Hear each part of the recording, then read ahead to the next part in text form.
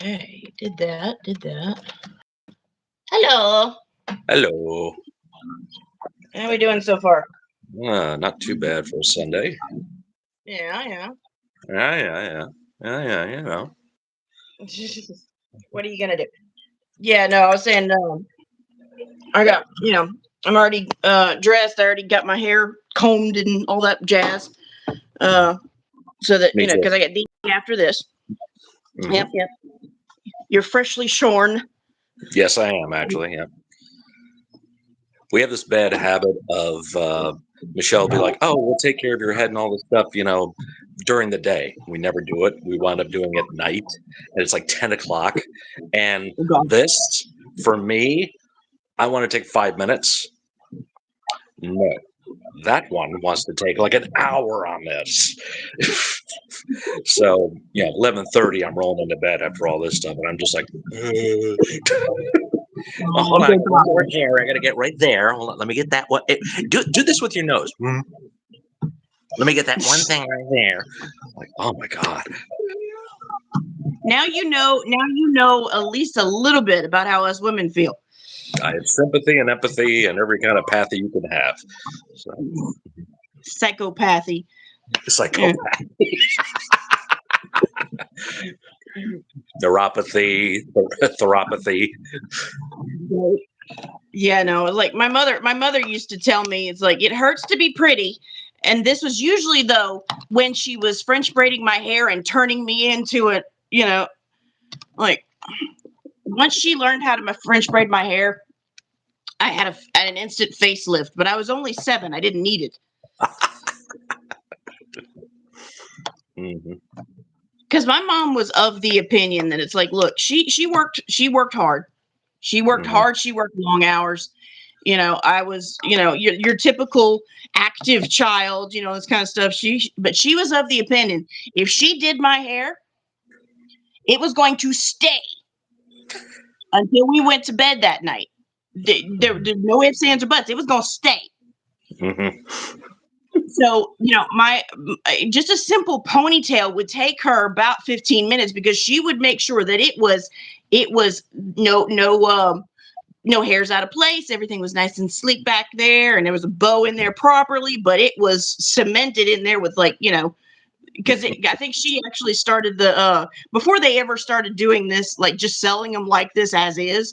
She would tie a bow onto the hair tie so that it definitely wouldn't go anywhere, right? And I mean, like my hair was slicked back and it was tight. Hmm. It would ponytail, pigtails didn't matter. Then she learned how to French braid. Oh my God. What y'all doing? We're just sitting there chatting, chilling, doing stuff. Now You are I'll pretty. take Thank you. Thank you. now to her credit, my hair really did stay in place until Hmm. so whatever. Oh man. How So have you anyway, been adapting to the working schedule now, going earlier? You said you've been enjoying that, right? I like it a lot better because just the way my brain works. First thing in the mornings when I do my best work, and that's whenever my brain is motivated. That is when I get through a lot of stuff, and it also helps a little bit, honestly, to have you guys kind of in the background as like body doubles, so that like while you're doing that, I am at the same time doing other things, and somehow keeps me it keeps me more on task. Hmm. How, I don't know. So and it's nice. I love, like, because I had been doing that particular schedule, the 6 a.m. to 2:30, for, oh my gosh, 5 or 6 years at the other job. And so getting used to, even just an hour later was kind of unusual for me. So I'm kind of glad I'm back to where I am. Good. And it's also nice because once, a lot of times, once you hit, okay, so 7 a.m. to 3:30 when I was, before, once you hit about the 3:30 mark, a lot of doctors' offices or anything you have an appointment for, either they stop taking appointments or they are, they're so behind, they're so backed up that if you go into a 3:30 or 4 o'clock appointment, you're not going to get out of there till like 6 or whatever. Or they'll, if they're the type that, shuts the doors exactly at 5 o'clock, they'll run you out of there if you hadn't been seen yet, but somehow just an hour earlier, if I can make, I get out of here, I get done at 2:30 and walk out the door for an appointment at 3 o'clock, it's all fine. Again, don't ask me why. I just go with the flow here.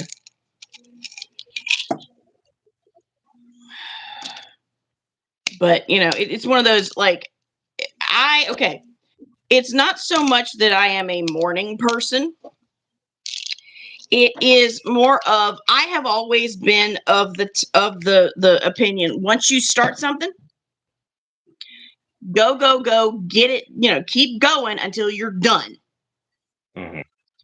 Like, for example, this is a good example. I was, when I was in high school, we went on a theater trip up to North Louisiana, and there was a college there, and since nobody was there, they had like the dorms were in use for us and that kind of stuff. Like the guys had one floor, the girls had the other floor, blah blah blah blah, and a lot of the buildings where normally classes were, if they didn't have a summer class in them, which not many did, they would have our workshops in those classrooms.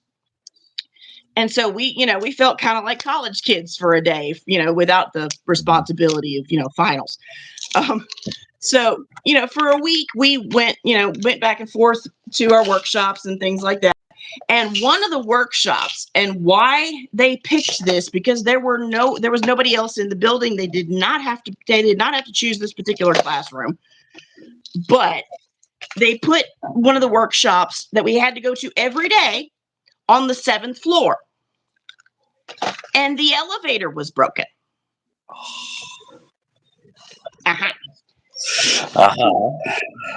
So every single day. Now, thank God I was in high school. I was much more, more capable of going up 7 flights every day.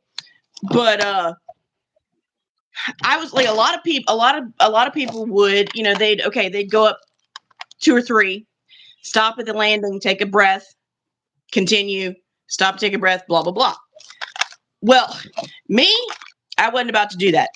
I basically started, I kept going, and I kept going and going and going and going until I reached the top to the 7th floor, and then I died. Right, yeah. Mm-hmm. Because I knew that if I paused, I wouldn't want to start going again. Mm-hmm.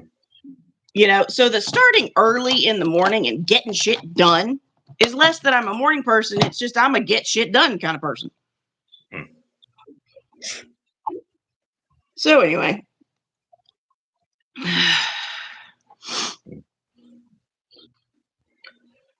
your math's a little bit off, Lindsay. Your math is a little bit off there. It should have said 100% keyboard, 0% brain. And you'll notice neither of us have a keyboard in sight. Right. I'm just saying. I'm just saying now. Let me get a water bottle. I don't know if this is just me or if anybody else has this kind of tick. I cannot take my medicine with hot coffee. Oh. I don't know what it is. It's just so weird. I have to get, a water bottle or a cup of water or cold something to take my medicine. I have a cup of coffee right here.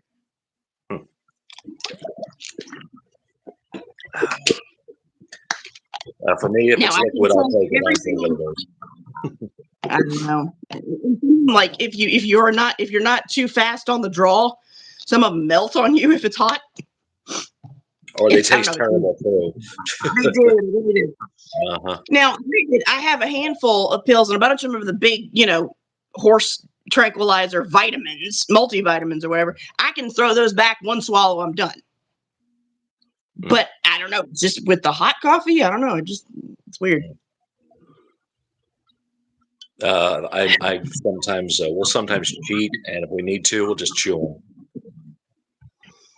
Yeah, I mean that is I can swallow like a small one, like my the one I take for my restless leg for at night. If I don't have anything to drink, I will be able to swallow it dry if it's small.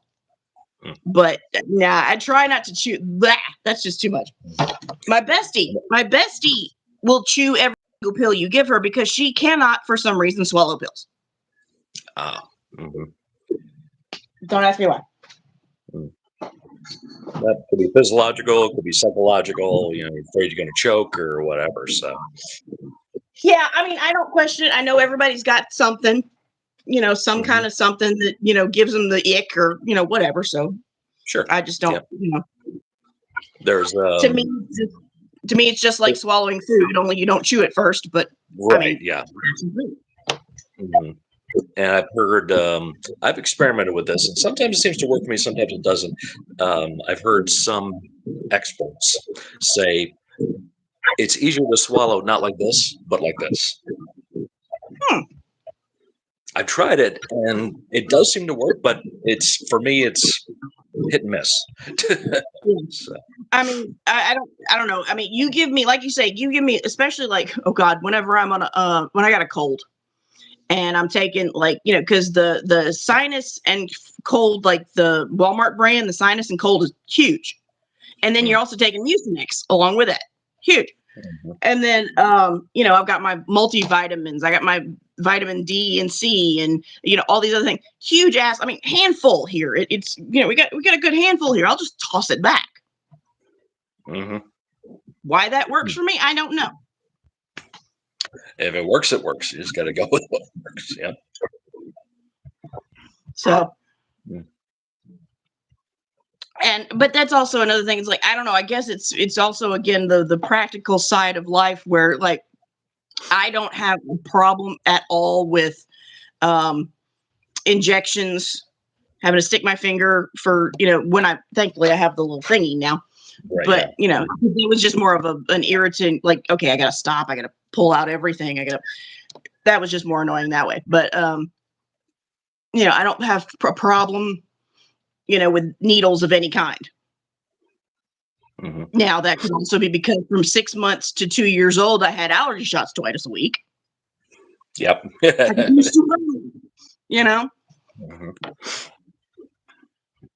And just in my family, we're always been of the practical side. Look, you got to do it. You got to do it anyway. You might as well just get it over with. My father hated needles for the longest time, but when he didn't take care of himself on the road and contracted diabetes, he had to start getting used to taking shots. And I remember seeing him in the hospital when his blood sugar went to like 400, and they were trying to, radically trying to bring that down. And here come the doctor with the needle, and my stepmom would have to hold him because he's getting very nervous, and they hit him with the thing. And then years later, I see him pinching his belly fat, shoving the needle in there, and just like, yeah, like it's nothing. So it's like, okay, you got over that one. Yeah, with Sarge, he cannot stand to have anything in his eyes. He can't even. Right. He couldn't even watch me put in a contact lens. It squeaked him out that much. And well, here's the problem. A few years ago, not only now he has a corneal transplant, but a few years before that he had cataract surgery. And with cataract surgery, you have to do learn to type. Then we'll lose. Anyway, that's a bot with a name like that and a comment like that. That's a bot. Anyway, he would have to put in, eye drops, 2 kinds of eye drops twice a day. My mother would have to, and I would have to help every once in a while because it would just be so bad. Like basically hold him down, pry his eye open while she put in the drops. Nowadays it's like because he still has to do twice a day because he's got a corneal transplant. He has to do anti-rejection eye drops because it's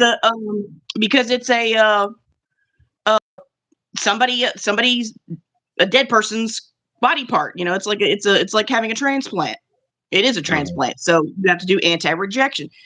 But it has to be twice a day. And so, if mom's not there now, she's retired. But if she's not there now, he can do it himself. All right. He's still got to work on his aim, though, because he half the time loses drops down his face instead of, but it doesn't bother him quite as much as it, the only reason he has her do it half the time is because she can actually see what she's doing and she can actually get it in there the first time. Yeah. It is difficult to get eye drops in properly because you're not really seeing where where the thing is in relation to your eye. I understand that. Yep. It's not easy. Yeah, I personally hate doing anything with my eyes.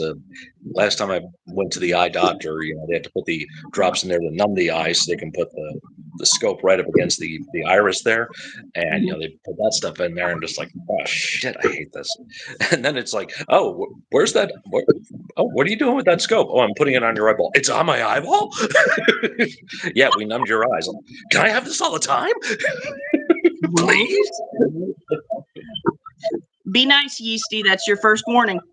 But anyway, the thing that bothers me at the eye doctor is the puffer that they do when they're doing the first exam.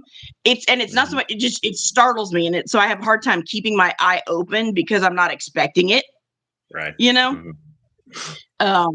And I always prefer doing it's mostly because I'm a cheapskate. I'll have them do the dilating drops so I don't have to pay the extra $20 for the machine that you don't have to have them.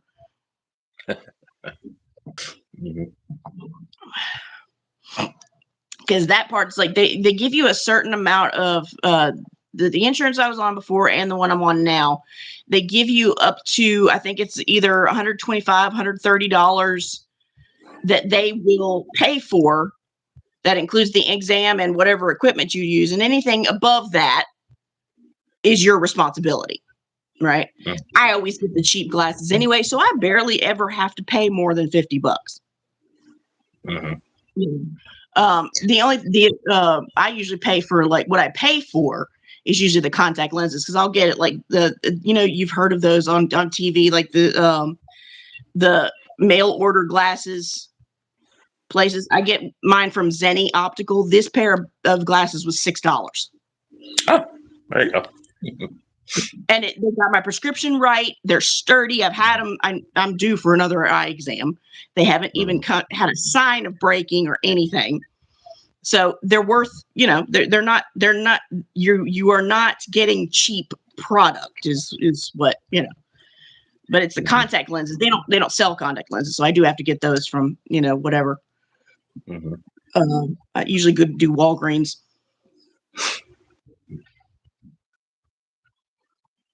Now I've seen you've had to do for cosplays and stuff, putting stuff like contact lenses or the full eye thing in there, I think. But I have seen where they have eye drops that will change the color too. Is that a valid thing? Or? I haven't seen that. It may be a thing. I just have I do have kind of a paranoia of putting something that is not prescription in my eyes. Because and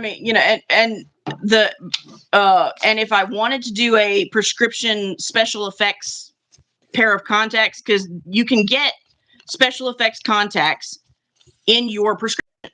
You can get the black eyes, you can get the snake eyes, you can get the any of those in a prescription contact lens. Problem is they're about $300 for a pair, one pair. One pair. Yeah. No. I'll put filters on the pictures later. Yeah, there you go. Yeah. We'll fix it in post. I have one character that I bypassed that problem entirely because he normally has snake's eyes, but because he has to interact with the humans, he's always wearing a pair of dark sunglasses. So I just wear the sunglasses. It's fine. Done.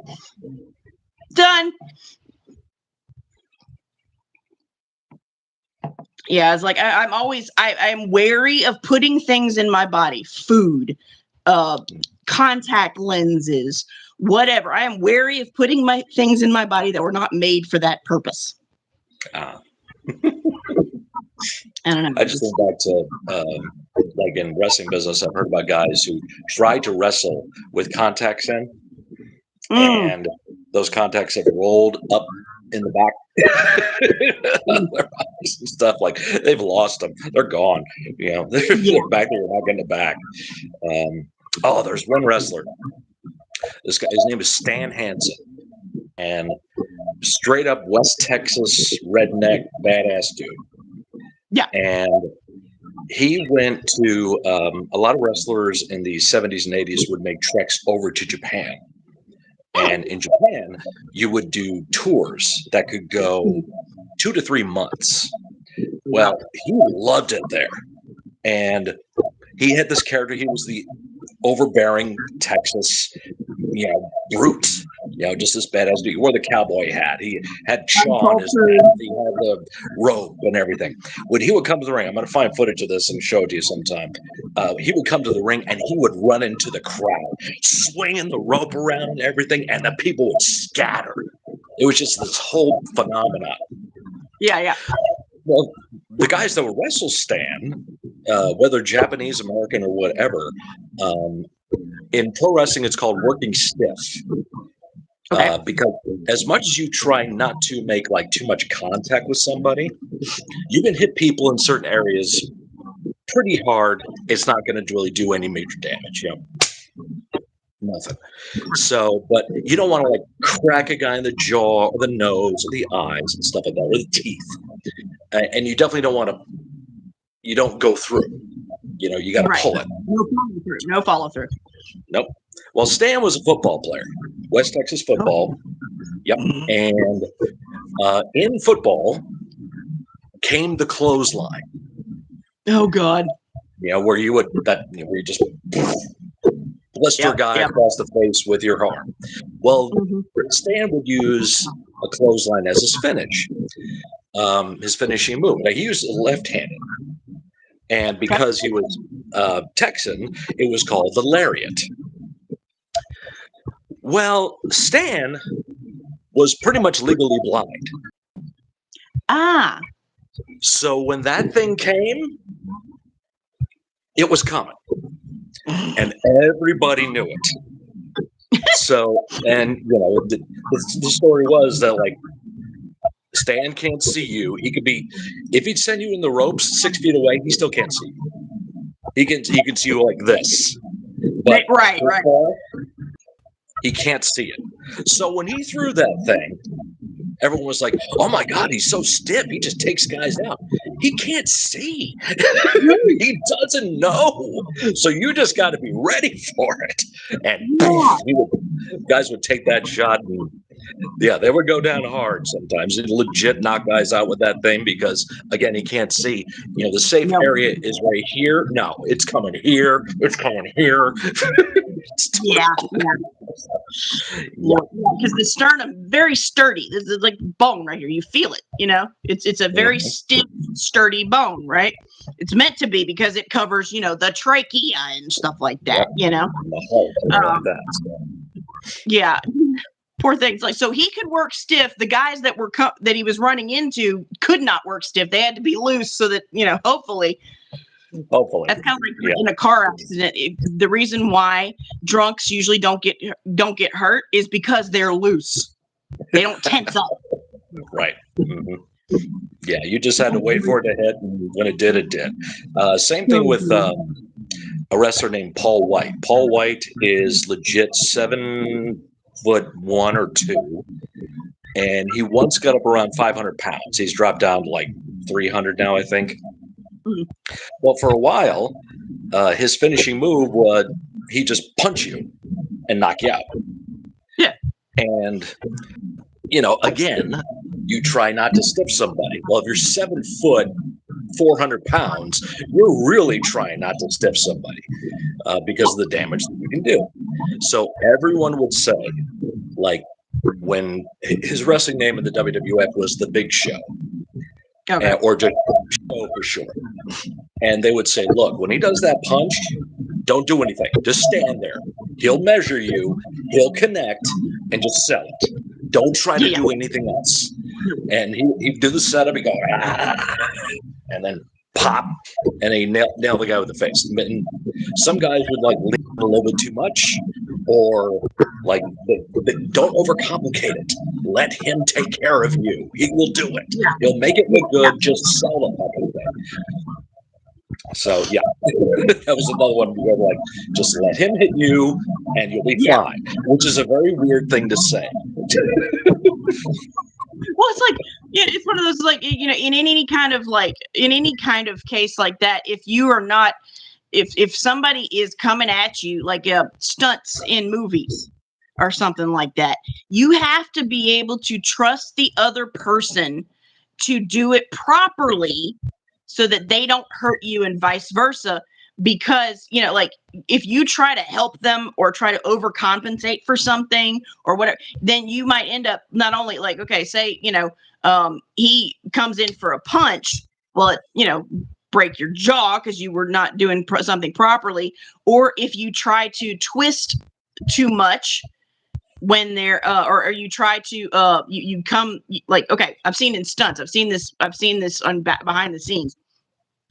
Somebody was trying to, you know, run up on somebody, tackle them, and, you know, the person would flip them over, you know, in a karate move, and it would be the slow-mo on the screen and all this kind of stuff. Well, in order to, apparently one time this guy, you know, an experienced stuntman was talking about an inexperienced guy who was running up on him, and all he had to do was run at a certain speed, so they would count, you know, how you would do, and he would be able to easily follow through with the momentum, right? Well, the problem is the guy tried to, in order to give him more momentum, in order to get him flipped over, he went too fast. And he also, I think, went too high, I think is what he said it was. He didn't lean in enough or something. I can't remember what it was. But when they went over, the guy couldn't compensate very much and cracked the back of his skull and gave himself whiplash and went back when he hit the ground. Because at that point, it was like they were trying not to do it with the mat because they had to do the close-ups, blah blah blah blah.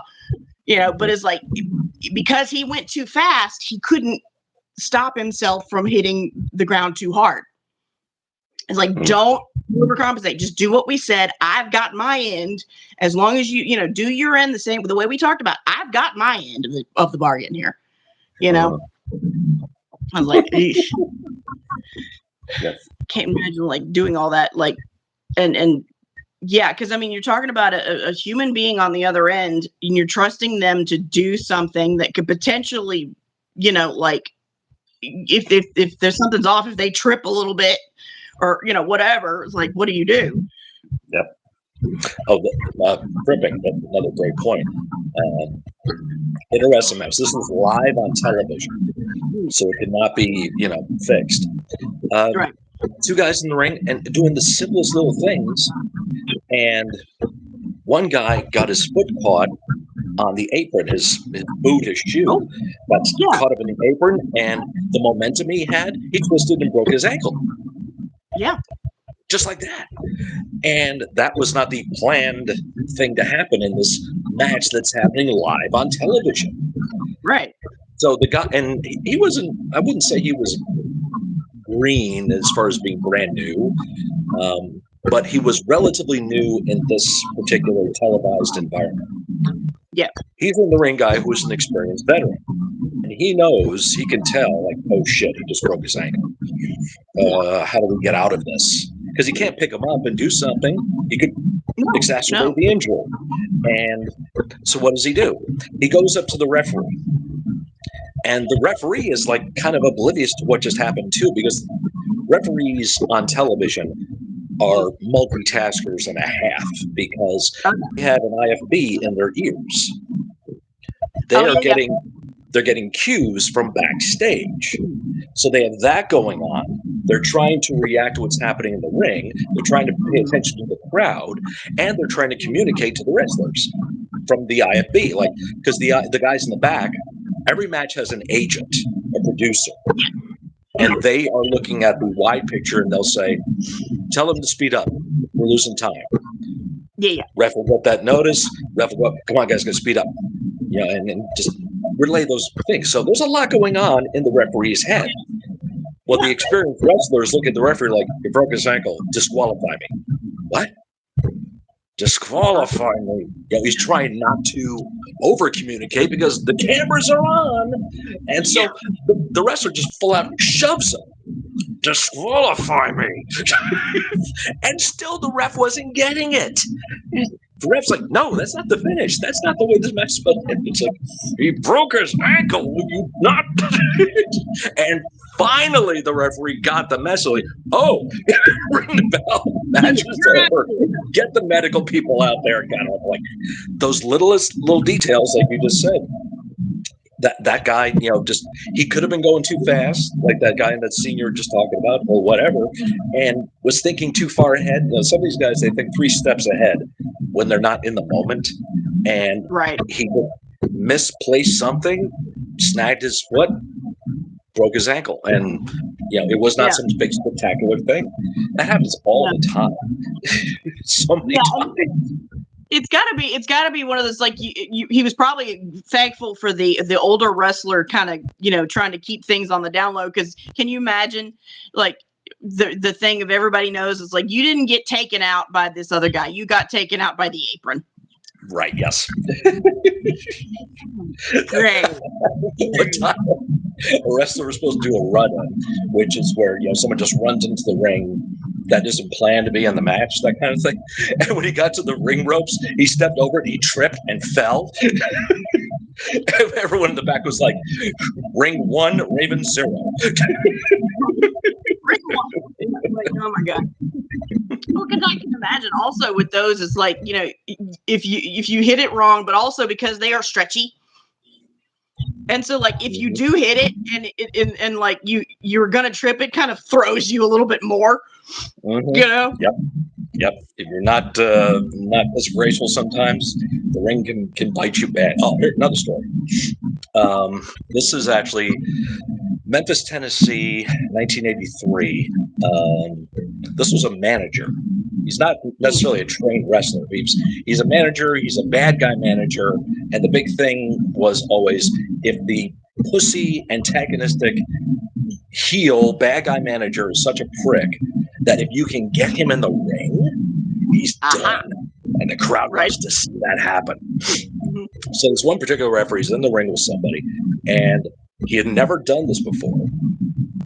He gets grabbed by the wrestler, and the wrestler goes to throw him out of the ring. Mm-hmm. When he gets thrown out of the ring, he hits the second rope, which bows out, whips back, takes him in the stomach, flips him over, and the side of his face hit the corner of the ring, which is never padded. Bare boards. Smacks his face, rolls on the concrete floor, looking up at the lights like, unconscious. Oh my God, what the hell happened? And then all of a sudden, red. He had a broken orbit. Sliced his face wide open. His finger could go in it. Mm. He goes back in the ring. He's not done yet. The match isn't over. He can't leave. So he has to finish the match. He gets into the ring and it's numb from all the bleeding. It's just there.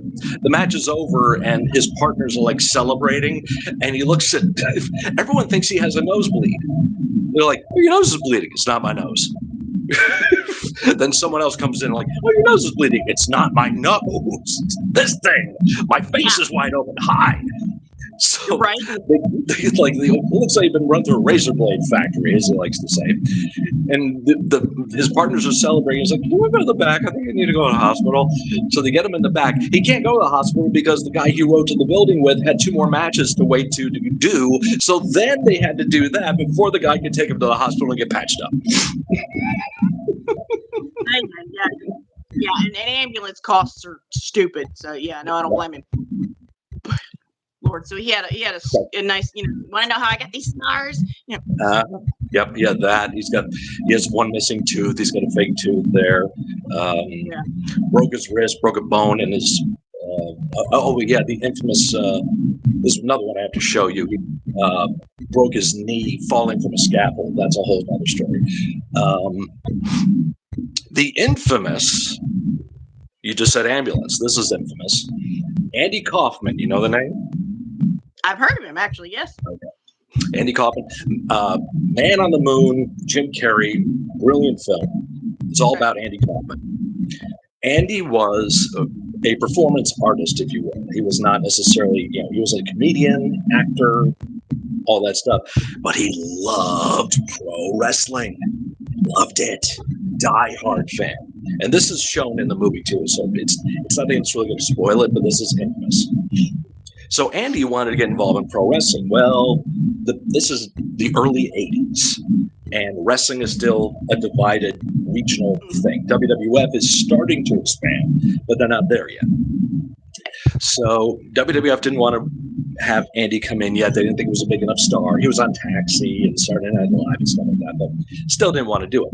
Well, there was the same promotion I just told you about in Memphis, Tennessee. And they're like, yeah, we want to do something with him. That'd be fantastic. So Andy Kaufman comes into the territory and he's playing a character. He's playing this big Hollywood star, rich, spoiled, aristocrat type person, because everyone else in Memphis is dumb and inbred and stupid. He would do these infamous promos like, I've been coming to Memphis, Tennessee for quite some time. And, some of you out there, I know you love me and you really want to get to know me, but I don't really want to get to know you. The reason is why you people smell. So we're going to help work on your hygiene. This is called soap. You put it in water and you rub it on yourself. You just do these annoying antagonistic promos. So finally the day comes. He goes to Memphis, Tennessee. Now the big building in Memphis was the Mid-South Coliseum. It was an infamous building for wrestling fans. And they would fill that, well, maybe not fill, but the goal was that they would almost sell out that building every single week. That's 11,000 people. And you got to come up with ways to get those people to keep coming back every single week to sell it out like that. And finally, they have this TV star coming from Hollywood, Andy Kaufman. And he finally shows up in Memphis. And he is ripping on the crowd. And there's so much more to the story, but I'm going to give you the cliff notes. He's ripping on the crowd. He's doing all these antagonistic things. The big star in the territory is a man named Jerry Lawler, the king. Jerry the King Lawler, king of Memphis. And finally, Jerry has had enough of Andy to where he gives Andy a pile driver. Pile driver is a very simple move, but in storyline wise, the pile driver was banned. You couldn't do it because of the damage it would do to the neck and the C4 and C5 and blah, blah, blah, blah, blah. Well, they do this thing where he gives Andy the pile driver. The ambulance was late. Because there was 2 ambulances in the town, and the ambulance place is right around the corner, by the way. So it should have taken 5 minutes to get there. They were on a run at this particular time. They had to wait 20 minutes for the ambulance to get there so they could do the whole thing with Andy.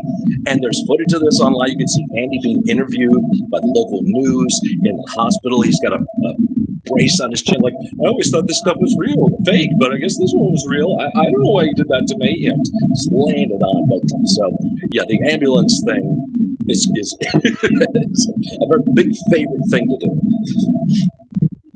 That always that I have a problem with, like with the poor ambulance, like, because that is a real thing around here. The ambulance taking a while, because to get from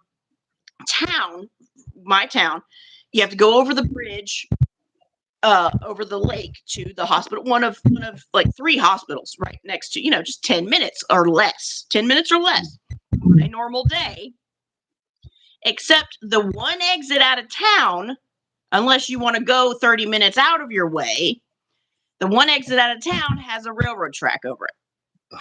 Yeah. And so that's a touchy subject there for most especially the ambulance drivers. I can imagine. But yeah, no, I just some of those, it's like the things that they have to do to make this, like, it's so funny, like in any kind of entertainment like that, where I've been on stage doing a play, and somebody either forgets their lines or they skip ahead of their lines or something, somebody's supposed to run on stage and bring a prop or whatever, and they miss their cue, and so you're like, okay, what do I do? You're trying to improvise, you're trying to stall for time. Mm-hmm. Or you're trying to give them the line because they can't hear the prompter or something. You're trying to give them the line without giving them the line, Mm-hmm. And it's like, this is not supposed to be improv, people. Come on. Yeah. Okay, sorry. You're triggering all these stories. Boring wrestling story stream here, folks. Sorry. The same manager I was talking about that took the bullets across the face and sliced his head open. Okay. Fast forward about 3-4 years now, and there is again, he's a heel manager. He's a tall dude. He's like 6 foot. He's supposed to be this geeky, just a total shit-can heel chicken shit. Well, there was a woman in the area. Her name was I just had it and I lost it. Baby Doll. That was her name. Now she was from Lubbock, Texas. She was a shot put champion. She was an athlete, gorgeous blonde woman, pretty tall, probably around 6 foot as well. And so him to her, it's an even playing field. So even in the 80s, it was still, well, a woman doesn't get involved in a man's world, that whole thing. That was the impetus to make her this big superstar, because she could handle herself and she could take down anybody. So, okay,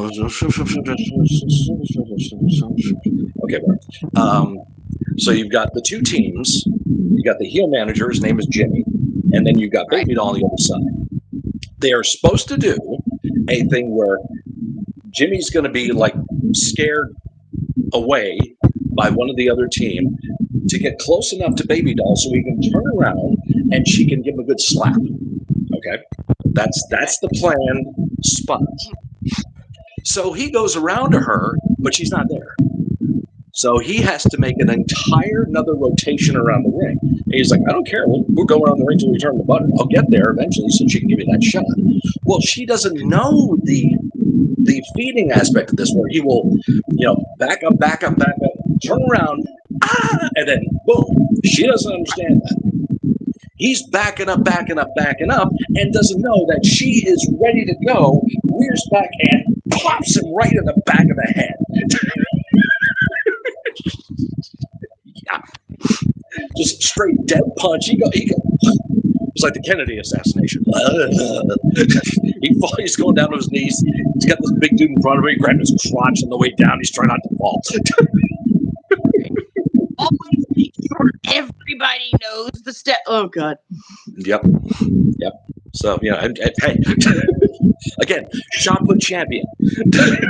So that punch is there. You got it on. Mm-hmm.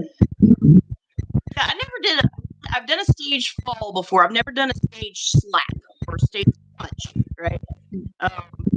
Because the ones that, like, you're on generally, if you're obviously not wrestling, but you don't connect at all. You're not supposed to connect at all. Mm-hmm. So in general, they'll have you kind of hit your palm, like you're holding their head and you hit your palm as you go by instead of them, right? Mm-hmm. Or, I don't know. There's other ways to do it. I've never actually tried that, but seems like it's harder than it looks, you know, because you're not supposed to connect at all. But somehow you got to make the sound. The other guy's got to be able to. Oh my God, you know. Stage fall is actually pretty easy because it's like you fall and you kind of crumple each joint. You know, you let your knees crumple, and you hit your hip, then you kind of domino down. You know, so that was actually kind of cool. We did a workshop on that, stage falls and prat falls. You know, like you just fold like a domino. You completely go loose. I'm always interested in like the stage combat stuff because it's totally different than pro wrestling.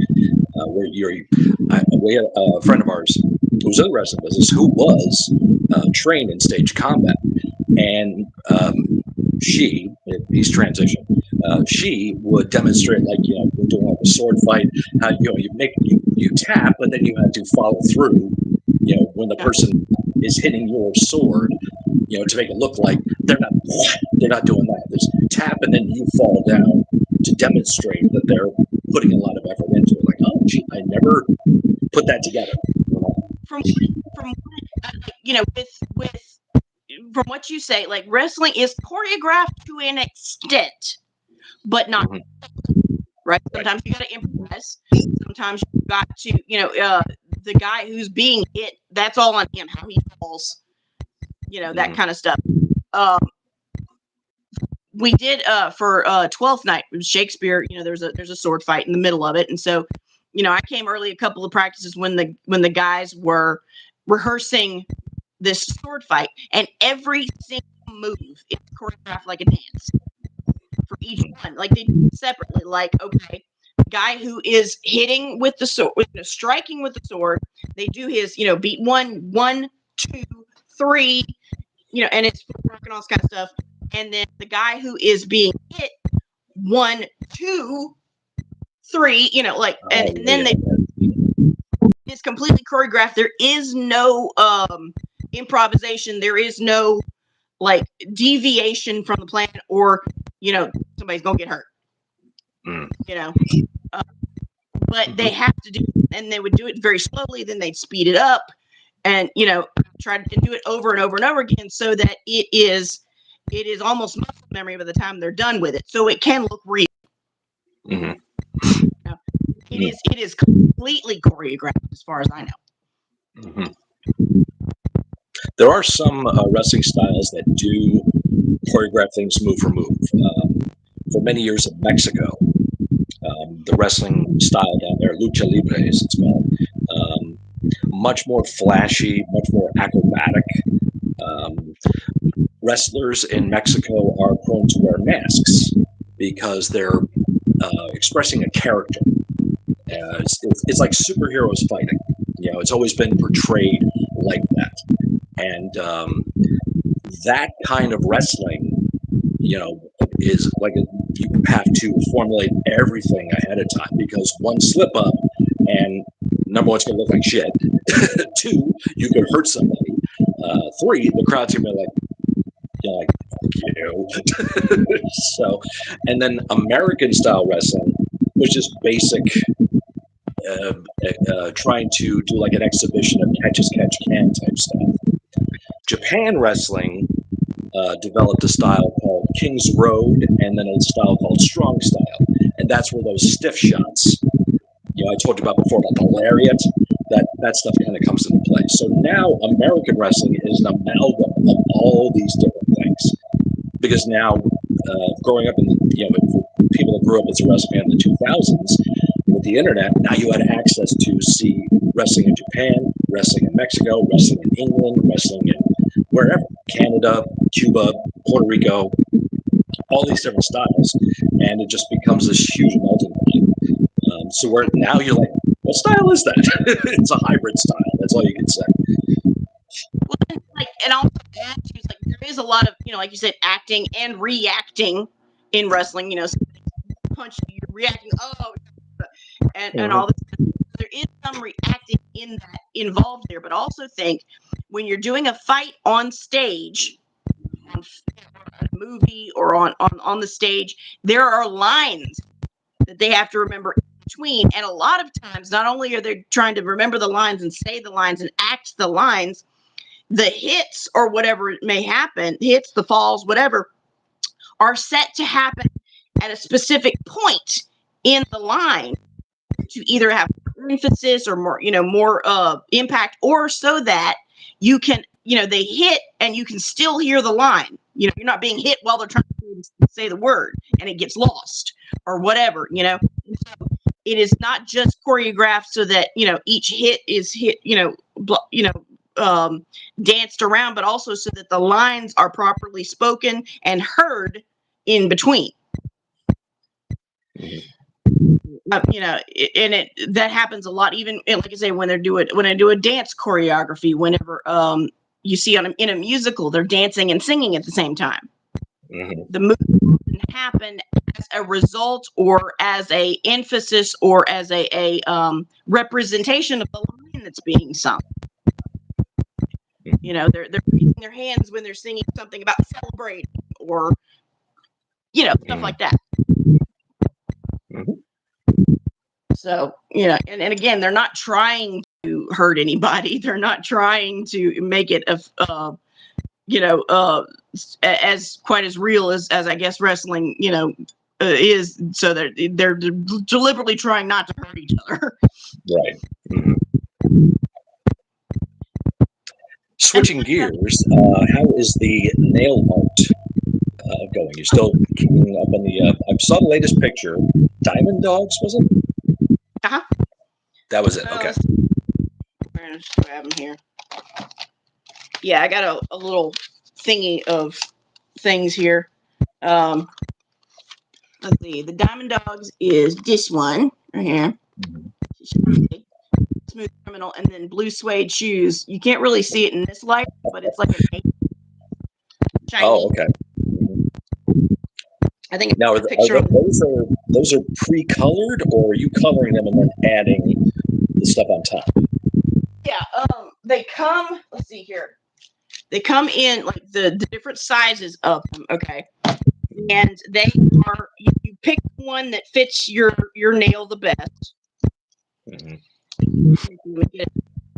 It is completely clear. It's just okay. And you pick the size that fits best, and I stick it on a little stand over there, and I paint the design I want on it, and then I glue it later on okay, with a obviously a glue that is, you don't just use super glue or some shit like that. It's formulated, but I have found it much easier, instead of trying to paint on my nail while it's on me and then trying to use my non-dominant hand or something. It is so much easier when it's sitting here in front of me, and I can, so I can do all kinds of different things with it. And if I mess it up, I just throw that one away and pick out another one. I don't have to worry about trying to get it off of me or whatever, Gotcha. Yeah, I wasn't sure if they were pre-colored and then you added on top of it, or if they were just blank canvases and you start completely fresh. So some of them you can. I think, like, if you want like a specific effect or something, I think you can do that. Like some of them, like, be like skin color or something to start with. Mm-hmm. But most, they're just blank. They're just clear. So yeah, it is definitely a start from scratch kind of thing. I mean, they do sell pre-made sets, up in the store or whatever, and I guess you can, like, I guess you can paint over those or whatever, but I don't know. I figure if you're paying that much, you might as well just wear them. Yeah. But a crack support group, well, the problem is we're not very good at it. No. See, whenever we get together for this crack support group and we stand up or we try to move, you hear crack, snap, crackle, pop all over the place. So all over the place. We can about it. We're actually actively encourage each other to go and get our backs cracked at the a chiropractor and stuff anyway. So yeah, no, it may be a support group, but we're not very good. Or maybe he's a plumber and having a problem keeping his pants up.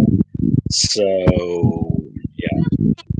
I don't like wearing belts generally, myself. So I can't help you. The belts, like they ruin the line of the outfit. I don't like it. This is a date. What do you think of this? We have a date every Sunday. Like we're boring. We don't do anything exciting. We're like, where you going? No, please. Yeah. Yeah. I don't know. Like all those, I remember, like, it's funny, like the things that you remember of the shows and things you do is like a lot of times I don't remember the fantastic shows where the everything went right and okay, you look at gasp. Yeah. Well, of course, I'm a delight. But anyway, like the ones that went great and everything went perfect and the standing ovations, and I was like, yeah, you remember sometimes, but sometimes the things I remember are the things that went wrong on stage or backstage that the audience has no clue about. And you're like, how did you pull them? Like, how did we manage to make this a complete and total, like, I told you the story about the guy when the sword broke off and spun towards the audience. Yes, the improv, yeah. And they absolutely the coolest thing the audience did, and we're like, oh crap, we're gonna like hurt somebody, the white sheet, and just, I mean, I think he was gonna pass out. Honestly, I think he was. But I couldn't do anything to comfort him because it was my cue. I had to go on stage right after. I'm like, well, shit. Yeah, it's like that the tip of the sword just It was dull, but still flying at that speed, who God knows. Oh God. All right. One last story and then I'm gonna have to sign off. You just said flying off into space. We're gonna combine both aspects, pro wrestling and flying off into space. All right. This is a personal story, not to me, but a very good friend of mine. So he was wrestling in Texas. His name is Steve. His wrestling name was JP Black. I love him to death. He's like a brother to me. And pretty good sized dude. He's about as tall as me, a little taller, about 250, solid. And he's in the ring with a dude. His name is Sean, who is taller, about 6'4", about 280. Pretty strong dude. Yeah. So Steve had both nipples pierced. Ah. He just had like little studs in there. Little studs in there. And they're wrestling, and Sean, who is wrestling, backs Steve up in the corner, lays back and chops him, and out went one of the nipple rings. Yeah. Flew. And because Steve took the hit, it was pretty hard, as you can imagine, because Sean was a big dude. And Steve hears, ding! What the hell is that? Before he can register, here comes the second, boom, the other one goes flying. Ow. I don't even want to know, like, the thing about those is, like, because I know, like, a friend of mine does tattoos and piercings, and the amount of, like, okay, when you have a redo like that, obviously he'd have to go and get it redone. But when they're ripped out like that, he may just not, he may not have them anymore. Just, ow. Yeah. Yeah, piercings, that's a whole other discussion for another stream. So I have to go, but you have a great time at D&D today. And thank you for signing up as a member. I saw that. I'll have to do that. Y'all have a good day. Have a good. Don't do anything that'll get you in jail or in the hospital, or anybody else. The less you know, the safer you are. Don't get caught. There's always that. Exactly. Have a good day, hon. Love you. Love you.